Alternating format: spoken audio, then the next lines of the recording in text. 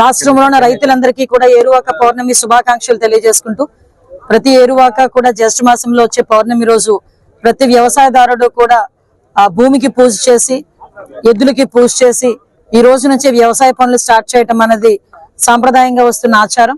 దానిలో భాగంగానే ఈ రోజు గవర్నమెంట్ కూడా ఏరువాక కార్యక్రమాన్ని అఫీషియల్ గా తీసుకుని ఈ పౌర్ణమి రోజు జ్యేష్ఠ మాసంలో వచ్చే పౌర్ణమి రోజు ఈ రోజు ఏరువాక కార్యక్రమాన్ని చేపట్టమని రైతులందరికీ కూడా సూచనలు ఇవ్వటం.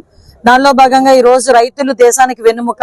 ఎంత టెక్నాలజీ పెరుగుతున్నా కూడా టెక్నాలజీని బేస్ చేసుకుని రైతులు కూడా వ్యవసాయంలోని ఈల్డ్ పెంచుకోవటానికి దానికి అనుగుణంగా ఈ రోజు వ్యవసాయ ఆధునికరణ పరికరాలు కూడా ఈ రోజు రైతులకి సరఫరా చేసే పరిస్థితి కూడా కనిపిస్తా ఉంది.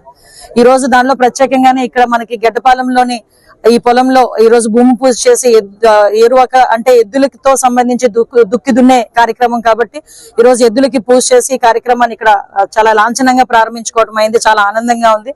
రైతుల కష్టం తెలిసిన వ్యక్తిగా చాలా మంది రైతులందరూ కూడా ఈ రోజు ఇక్కడికి వచ్చి వాళ్ళ తాలూకా ఆనందాన్ని కూడా వ్యక్తం చేసిన సందర్భంలో నేను కూడా మీతో పాలు పంచుకోవాలి. అందులోనే కాకుండా ఈ రోజు వాళ్ళకి విత్తనాల పంపిణీ గానీ, ఎరువుల పంపిణీ గానీ, సేంద్రీయ వ్యవసాయం ఎలా చేయాలనే విషయం గానీ ఈ రోజు డ్రోన్ ద్వారా ఈ రోజు పిచికారీ చేసే పరిస్థితులు కూడా కనిపించాయి. ఇంతకు ముందు తెలుసు మన బుడమేరు సంఘటన నేపథ్యంలో డ్రోన్లు ఏ రకంగా ఫుడ్ సప్లైకి కూడా ఉపయోగించేమో మనం అందరం కూడా చూసాం.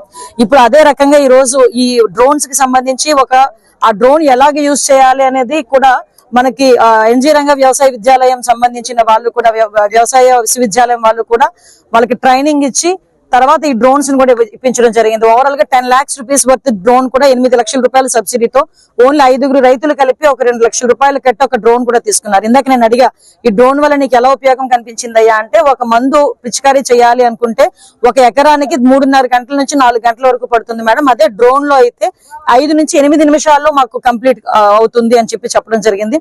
వాళ్ళకి సమయం కూడా తక్కువ అవుతుంది, ఈల్డ్ కూడా పెరుగుతుంది. ఈ రోజు ఇచ్చిన విత్తనాలు కూడా వాటికి సంబంధించి ఈల్డ్ కూడా ఇప్పుడే వ్యవసాయ పరిశోధనా సంస్థల దగ్గర నుంచి కూడా చాలా మంది శాస్త్రవేత్తలు కూడా వచ్చారు. వాళ్ళు కూడా ప్రతిసారి కూడా దీనికి సంబంధించిన రోజు రోజుకి వాళ్ళకి నూతన పరికరాలతో ఎలా యూజ్ చేయాలన్నది కూడా నేర్పుతున్నారు. అట్ ద సేమ్ టైం అన్నదాత సుఖీభావకి కూడా ఇప్పుడు అర్హులు సుమారుగా రాష్ట్రం అంతా సుభిక్షంగా ఉండాలని మనస్ఫూర్తిగా కోరుకుంటున్నాను.